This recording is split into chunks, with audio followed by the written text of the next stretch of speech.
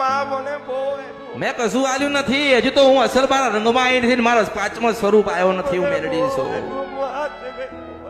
બાવાજી મારા દરબારમાં રોવાનું ના હોય, હસાવા આવ્યું છું. હજુ તું કહો માગ, તું સોનું માગ, ચાંદી માગ, રૂપો કોકનો જીવ માગ ને લઈને ના આવું તો મારું નામ મેલડી નહીં, હાથ પાતાળમાંથી ફાડી નીકળીને હું મેલડી છું. માં સાધુનું ધ્યાન રાખજો માં. તારી 4 દીકરીઓ અમૃત ના આવી યાદથી, અમૃત ની મેલડી ના આવી. એક વખત ભગવાન આવશે તને મળવા ગુરુવારના દિવસે. તું એની સેવા કરી લેજે. શિવલિંગ ની, શંકર ભગવાન ની, મહાદેવ ની તો સેવા તમે કરી ને.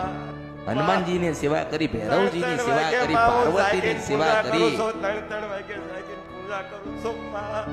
મેં તમને શું કીધું કે એક જ વખત ભગવાન આવે અને તમારી જોડે બેહન, તમારી પાસે આનંદ કરે, તમારી જોડે વાત કરે. તમે એની પાસે દુનિયા માગી શકો છો, પણ હું તો એવું કઉ છું કે જેને પરમાત્મા મળ્યો ને એને પછી માગવાનું નથી આવતું. મને ઓળખો. એટલે બાબાજી ચિંતા કરશો નહીં, આ તો કળિયુગ છે. કેવા વાળા માણસ 1000 વાત કરે. મારો ધર્મ હતો એવું નથી કે મેં હારું લગાડવા તને હાલ્યા છે. બાબાજી ધારું તો 1 કરોડ તને હાલીને મોકલું, એ ભગવતી બોલું છો. મેલડી છું આ કળિયુગમાં.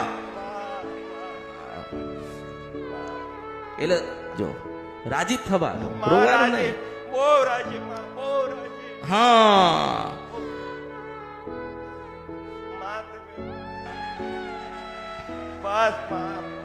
તમારે માંગવાનું નથી, મારે હાલવાનું છે. મારી આખી રીત જુદી છે. હું આ લોકોને એ કહું છું કે પેલા રાણી રાજ કરી ગઈ ને એમ રાજ કરાવવા આવી છું. તમને કરતા આવડે ને તમે કરજો. હું શિરવર સફળ નથી કંદ્રપ્યા મેલડી છું.